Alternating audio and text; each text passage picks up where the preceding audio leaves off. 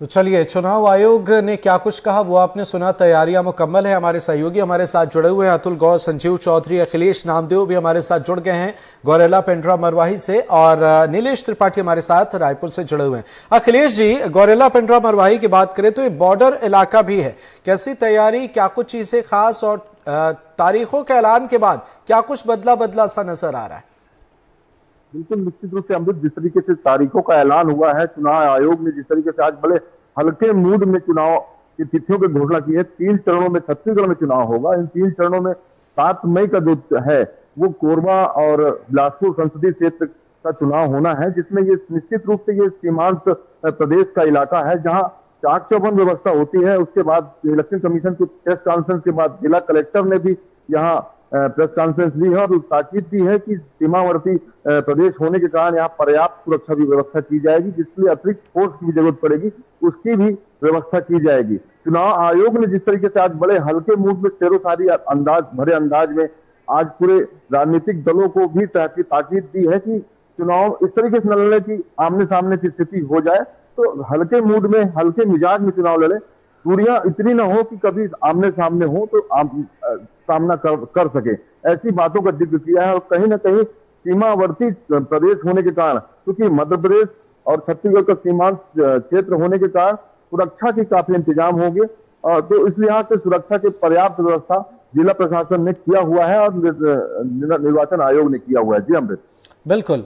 अतुल जी, छत्तीसगढ़ में तो चुनौतियों का जिक्र हो रहा है कि कहां पर क्या है और कितनी चुनौतियां हैं आयोग के सामने, प्रशासन के सामने। अगर हम मध्य प्रदेश को समझें तो क्या, कौन कौन सी सीटें हैं, कौन कौन से वे इलाके हैं जहां पर चुनौतियां नजर आने वाली हैं, जहां पर बेहतर तैयारी करनी होगी?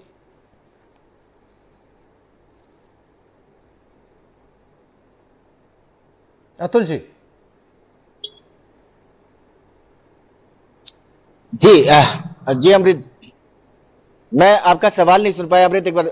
बिल्कुल, मैं दोहराना चाहूंगा। सवाल वही है कि हमने छत्तीसगढ़ को समझा, छत्तीसगढ़ में निश्चित तौर पर चुनौतियां कई सीटों पर हैं। अगर हम मध्य प्रदेश को समझे तो कहां पर चुनौतियां ज्यादा नजर आ रही हैं, क्या कुछ तैयारी और कहां पर नजर बनाने की जरूरत है? जी अमृत, बहुत महत्वपूर्ण बात है आपने। और जब अगर हम इस पूरे चुनौतियों की बात करते हैं तो एक मामले को और समझने की जरूरत है। देखिए, हमारे सहयोगी नीलेश जी ने वहां से छत्तीसगढ़ से कहा कि बीजेपी दबाव बनाने की कोशिश कर रही है और दबाव बनाने की स्थिति में है। लेकिन अगर इसको दूसरे तरीके से समझे तो बीजेपी न केवल दबाव बनाने की स्थिति में नजर आ रही है, बल्कि कहीं ना कहीं वो ऐसी स्थिति में भी है जहां उसको खुद को दबाव महसूस हो रहा है। क्योंकि एक 377 से पार जाने की बात खुद की, और अगर उसके अलायंस की बात करें तो 400 के पार जाने की बात उसकी। तो ये दोनों चीजें जो है कहीं ना कहीं सामने वाली पार्टी पे दबाव भी बना रही है, और कहीं ना कहीं ये दबाव उल्टे बीजेपी पर भी आ रहा है। तो ये बहुत महत्वपूर्ण है। इसलिए हर सीट बीजेपी के लिए चुनौती है और हर सीट कांग्रेस के लिए चुनौती है। जैसे अगर हम मध्य प्रदेश की अगर पूरी 29 सीटों की बात करें तो न केवल छिंदवाड़ा चुनौती है, बल्कि जो 28 सीटें बीजेपी के पास अभी वर्तमान में है, वहां भी बीजेपी को चुनौतियों का सामना करना पड़ेगा। क्यों? उसके पीछे की वजह साफ है कि बीजेपी ने एक नारा दिया है कि इस बार 29 की 29 मध्य प्रदेश की जो सीटें हैं वो बीजेपी को मिलनी चाहिए, और हमारा जो लक्ष्य है वो 377 के पार बीजेपी स्वयं होनी चाहिए और 400 के पार जो है अलायंस होना चाहिए। अब अगर हमारे साथ में कुछ लोग हैं, उनसे हम पूछें कि ये दबाव बीजेपी और कांग्रेस किस किस तरह से महसूस कर रही है, तो आप देखिए जरा समझ के। आपको क्या लगता है कि बीजेपी एक दबाव बनाने के और दबाव झेलने की दोनों की स्थिति में है? नहीं, बिल्कुल सही है ये वाली बात कि बीजेपी किसी भी तरह के दबाव को नहीं झेलना चाहती है। इसी तरह अगर हमारे क्षेत्र की बात करते हैं, गुना शिवपुरी लोकसभा क्षेत्र की, तो आप देख रहे हैं कि ज्योतिरादित्य सिंधिया जैसे ही यहाँ पर है ना प्रत्याशी बनकर आए हैं, उन्होंने कांग्रेस के कार्यकर्ताओं को और नेताओं को तोड़ना शुरू कर दिया है और उन्हें अपने यहाँ मिला लिया। जैसा आपने कल देखा हो, हजारों कार्यकर्ता पिछोर में उन्होंने अपने यहाँ मिलाए थे। इसके अलावा कई नेताओं को उन्होंने अपने यहाँ भाजपा में लेकर आए हैं, और जो लोग उनके प्रत्याशियों के खिलाफ चुनाव लड़े थे विधानसभा चुनाव में, उन प्रत्याशियों को भी उन्होंने अपने दल में शामिल कर लिया है। कहीं ना कहीं वो ये चाहते हैं कि ये लोग उनके फेवर में रहें, अगर उनके लिए काम ना करें तो कम से कम विरोध ना करें, जिससे बीजेपी काम ना करे तो विरोध ना करे। अमृत, ये बहुत बड़ी बात है कि वो बीजेपी एक स्ट्रेटेजी ये भी चाहती है कि कहीं ना कहीं अगर वो जो कार्यकर्ता कांग्रेस से आ रहे हैं तो वो ऐसी स्थिति में ना रहे कि अगर वो काम नहीं भी करते पार्टी के लिए तो कम से कम विरोध करने की स्थिति में ना रहे। ये जो आप बताइए कि कांग्रेस क्या वास्तविक स्थिति में है? देखिए, की स्थिति ये है कि भाजपा अपने रसूख से प्रभाव डाल सकती है, दबाव बना सकती है अन्य राजनीतिक दलों पर, उसमें कांग्रेस भी शामिल है। लेकिन जनता दबाव फ्री है, वोटर दबाव फ्री है। भाजपा का इतना भी रसूख नहीं है, सत्ता का रसूख इतना भी नहीं है कि पूरी जनता पर दबाव डालकर अपनी ओर प्रभावित कर सके। आज का मतदाता काफी जागरूक हो चुका है और सोशल मीडिया के माध्यम से देश भर की गतिविधियों पर नजर रखता है। आज किसी स्टार चेहरे को देखकर वो वोट देना पसंद नहीं करता, क्योंकि यहाँ वैसे ही मैं शिवपुरी का टेस्ट बता दूं, यहाँ का आम आदमी, गरीब और मध्यम वर्गीय काफी पीड़ित रहा है। उनको धनाढ़ व्यापारियों, रसूखदार लोगों ने आदिकाल से, चाहे वो किसान रहे हों, सबको कहीं ना कहीं उनका शोषण किया है। तो जब भी कोई बड़ा आदमी सामने होता है और उसके आगे किसी छोटे व्यक्ति को अगर उतारा जाता है, तो वो छोटे व्यक्ति के साथ पूरा ये वर्ग निचला तबका होता है। और वैसे भी ओबीसी के गुना शिवपुरी लोकसभा में लगभग ओबीसी और SC ST के मिलाकर 75% वोट है। और इसी बात को लेकर के कांग्रेस अपना गणित खेलना चाहती है। जहां तक आपने कहा कि मध्य प्रदेश की अगर 29 सीटों की बात करें तो कहां का चुनौती है, तो कहीं ना कहीं आप देखेंगे कि सतना सीट जो है कहीं ना कहीं एक चुनौती साबित हो सकती है। अगर हम देखें ग्वालियर की सीट, तो वो भी एक चुनौती साबित हो सकती है। गुना में कांग्रेस का प्रत्याशी क्या होगा, इसके बाद वो अपनी किस रणनीति के साथ बीजेपी को चुनौती देगी, यहां भी एक चुनौतीपूर्ण स्थिति बन सकती है। अगर कांग्रेस एक अच्छे कैंडिडेट को उतार करके सिंधिया को घेरने की कोशिश करे तो यकीनन बहुत सारी सीटें ऐसी हैं।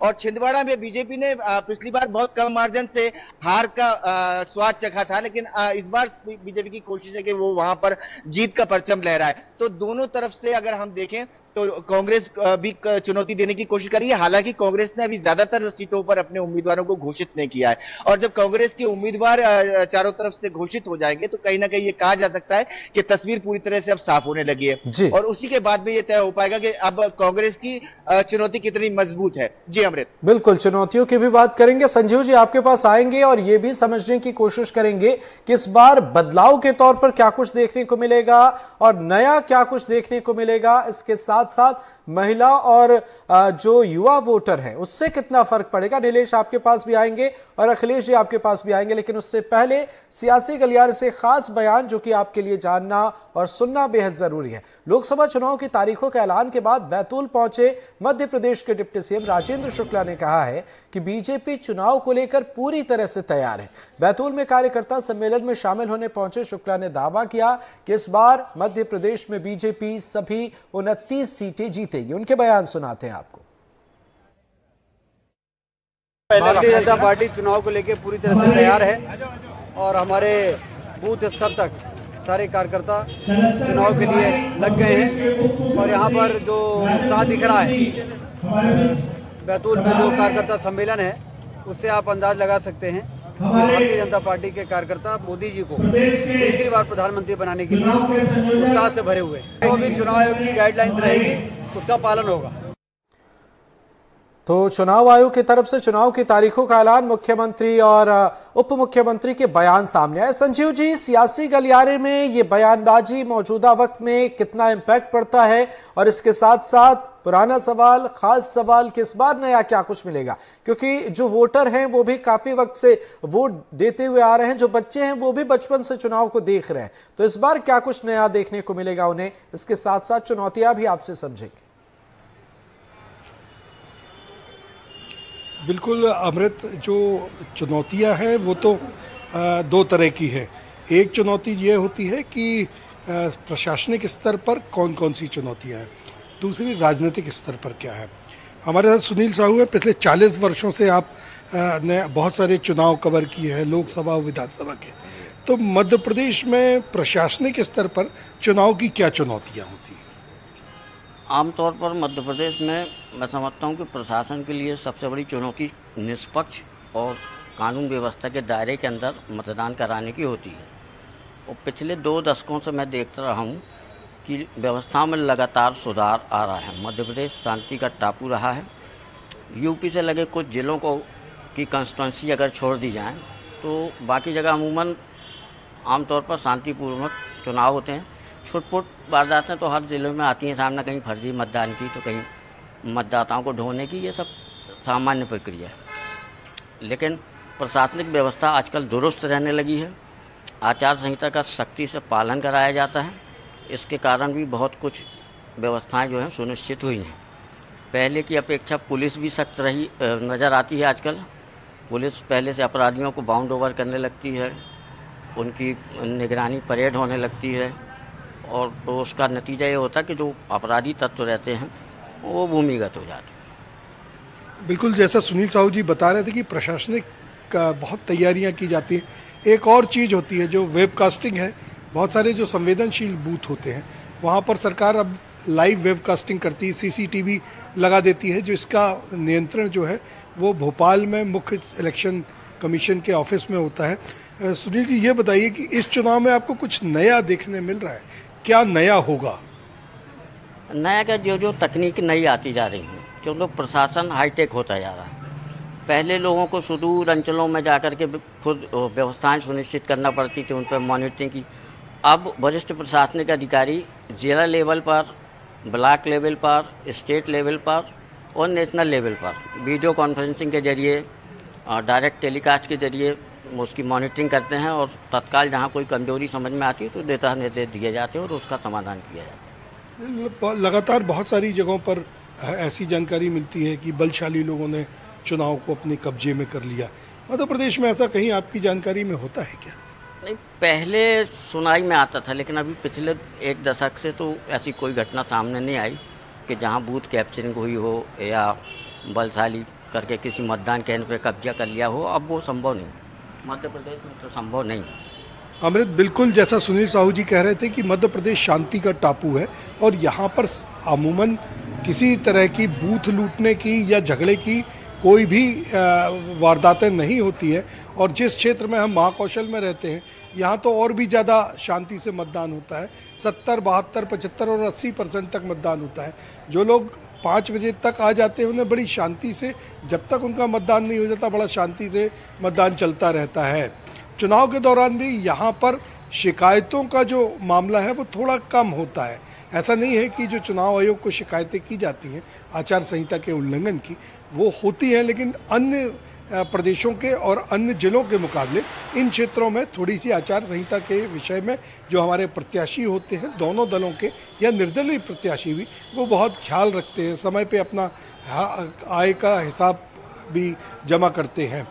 तो जो हमारा मध्य प्रदेश है ये वाकई शांति का टापू है और यहाँ पर चुनाव बहुत शांति से हो जाते हैं। कभी एक आध कोई दो घटना हो जाए तो हो जाए, लेकिन सामान्य तौर पर शांति से होते हैं। अब जो हमारे अतुल बात कर रहे थे, जो एक और चुनौती दोनों पार्टियों के ऊपर है वो है भारतीय जनता पार्टी ने जो दांव खेला है कि अब की बार 400 पार।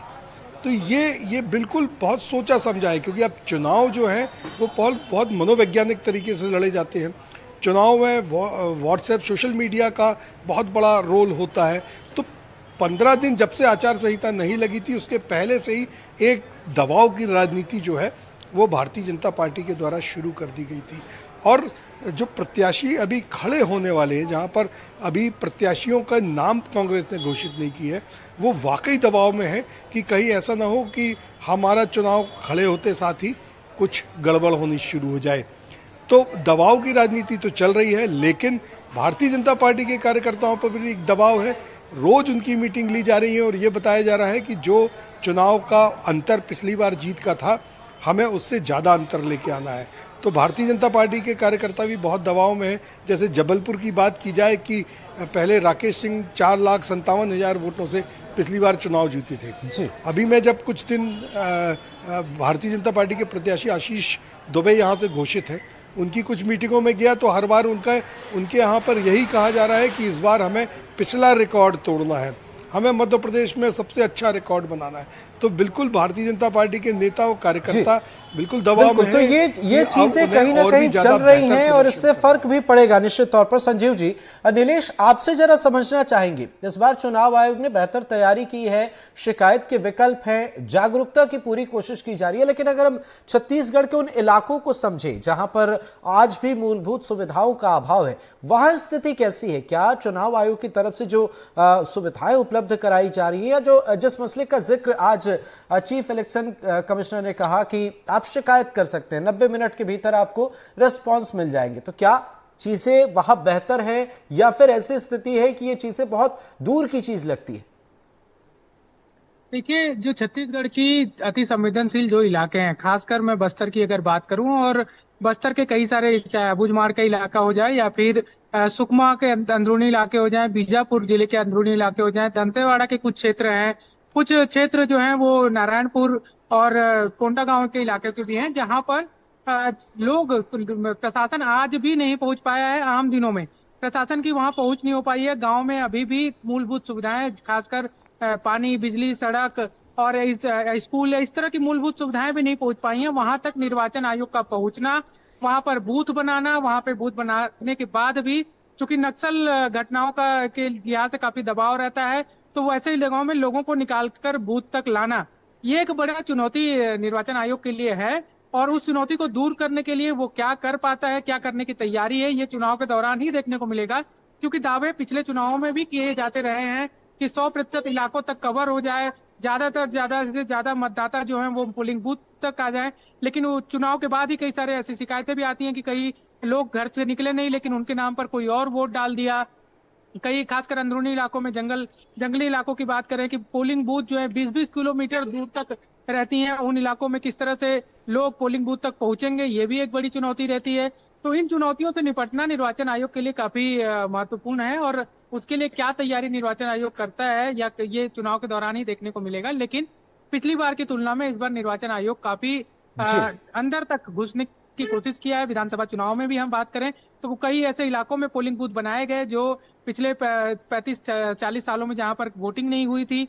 तो ऐसे इलाकों में अब चूंकि विधानसभा चुनाव हुए 3 ही महीने हुए हैं, तो निर्वाचन आयोग को बहुत ज्यादा मशक्कत तो नहीं करनी थी, लेकिन फिर भी कई ऐसे इलाके हैं छत्तीसगढ़ में अंदरूनी, जहां पर पहुंचना आज भी चुनौतीपूर्ण है। और वहां पर न सिर्फ पहुंचना, पहुंचने के बाद मतदाताओं को पोलिंग बूथ तक लाना, ये भी अपने आप में एक बड़ी चुनौती है। क्योंकि विधानसभा चुनाव के दौरान हम देखे थे कि एक पोलिंग बूथ में एक जगह वोटिंग चल रही थी और उससे कुछ दूर 500 मीटर, 1000 मीटर की दूरी पर फायरिंग चल रही थी नक्सलियों और सुरक्षा बल के जवानों की ओर से, और पोलिंग बूथ तक उसकी आवाज साफ सुनाई दे रही थी। और हमारे संवाददाता, हमारे साथी विकास तिवारी भी वहां पर फंसे हुए थे उस दौरान। ये विधानसभा चुनाव के दौरान की मैं बात कर रहा हूँ, अमृत। तो ऐसे में अभी भी लोकसभा चुनाव जब हो रहे हैं, तो उन ऐसे इलाकों में पहुंच पाना निर्वाचन आयोग के लिए और बहुत मुश्किल है। और वहां पे पहुंचने के बाद जनता को, वोटर्स को पोलिंग बूथ तक लाना, ये भी चुनौतीपूर्ण है। लेकिन फिर भी निर्वाचन आयोग के अपने दावे हैं, तैयारियों के अपने दावे हैं। अब देखना होगा कि वो कितना सफल होता है। बिल्कुल, ये भी बेहद खास मसले का आपने जिक्र किया। अखिलेश जी, जरा आपसे ये समझेंगे, आप बेहद खास जगह पर है, गौरेला पेंड्रा मरवाही। अगर हम ये समझना चाहें, कहा जाता है कि चुनावी लहर से भी फर्क पड़ता है, तो मध्य प्रदेश में जो चुनावी लहर है, क्या कुछ बॉर्डर इलाके तक उसके फर्क पड़ेंगे, कितने पड़ेंगे, या छत्तीसगढ़ की जो चीजें हैं, दोनों ही राज्यों की अलग अलग सियासत है, तो इससे उधर कितना फर्क पड़ेगा, ये जरा आपसे समझना चाहेंगे।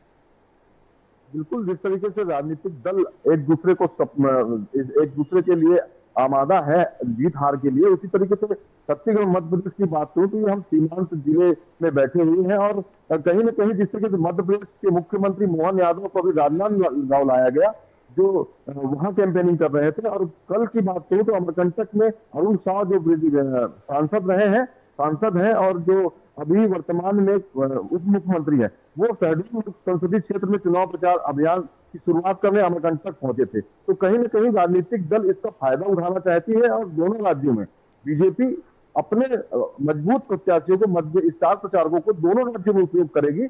इस तरीके से जिस राजनीतिक दल अपने प्रत्याशियों को प्रमोट करने के लिए, उनको प्रचार अभियान बढ़ाने के लिए एक दूसरे राज्यों के नेताओं का उपयोग करेगी, और इसी लिहाज से जो राजनीतिक दलों को इसका फायदा भी मिलेगा। 3 चरणों में चुनाव जो हो रहे हैं, इसमें पर्याप्त स्पेस मिलेगा उन राजनेताओं को जो चुनाव की कैंपेनिंग करेंगे। तो इस लिहाज से ये कहा जाए कि छत्तीसगढ़ के नेताओं को मध्य प्रदेश के नेताओं की चुनाव की जो लहर होगी उसका प्रभाव पड़ेगा, और छत्तीसगढ़ का जो चुनाव की लहर होगी उसमें मध्य प्रदेश का जो इलाका है उसमें प्रभाव पड़ेगा। इस लिहाज से राजनीतिक दल को पर्याप्त इस बात का लाभ मिलेगा, लहर का लाभ मिलेगा। तो इस तरीके से ये कहा जाए कि निश्चित रूप से सीमांत प्रदेश होने के कारण दोनों राजनीतिक दलों को प्रदेश की लहर का असर जरूर मिलेगा। जी बिल्कुल बिल्कुल सही आपने कहा अखिलेश जी, लेकिन बड़ा मसला तो ये है कि इससे पहले विधानसभा चुनाव के वक्त राजनीति के बड़े जानकार जो समीकरणों को काफी बारीकी से समझते हैं, कई उन्होंने चुनाव देखे हैं और उनके अनुमान बिल्कुल सटीक साबित होते थे, उनके अनुमान भी गलत साबित पड़े, खासकर छत्तीसगढ़ को लेकर। तो मुझे लगता है कहीं ना कहीं आम जनता भी तैयार है, उन्हें भी पता है कि कहां अपने पत्ते खोलने हैं, कहां चीजों को छुपा कर रखना है। और एक मुकम्मल सरकार जो पिछले कुछ वक्त से नजर आ रहा है कि जनता जिसे वोट देती है एक बढ़िया बेहतर सरकार बनाती है ताकि कहीं कोई मुश्किल ना आए, अगर राज्य का विकास होना है तो बेहतर तरीके से हो। तो ये चीजें तो बीते वक्त में बदली हैं। बहरहाल अभी तमाम सियासी समीकरण, अभी आगे भी कई जो गांठ हैं वो खुलने बाकी हैं और कई जगह पर गांठ लगने बाकी हैं। नजर बनाए रखिएगा, आगे भी आप सभी से अपडेट लेंगे। बहुत बहुत शुक्रिया अतुल जी, संजीव जी, अखिलेश जी और हमारे सहयोगी नीलेश हमारे साथ जुड़े। आपका भी बहुत बहुत शुक्रिया। तैयारियां मुकम्मल चुनाव आयोग की तरफ से, प्रशासन की तरफ से और सियासतदानों की तरफ से। अभी कुछ तैयारियां और भी करनी है, आगे देखते हैं क्या कुछ होता है इस खास पेशकश में।